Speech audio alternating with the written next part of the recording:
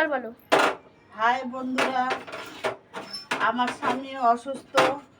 আমি এখন রান্না করলাম, রান্না করে খেয়ে দিয়ে গ্যাস মুছছি, পরিষ্কার আরিষ্কার করছি।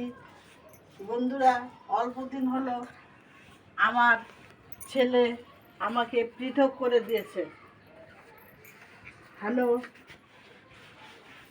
আমি এখন কি করব?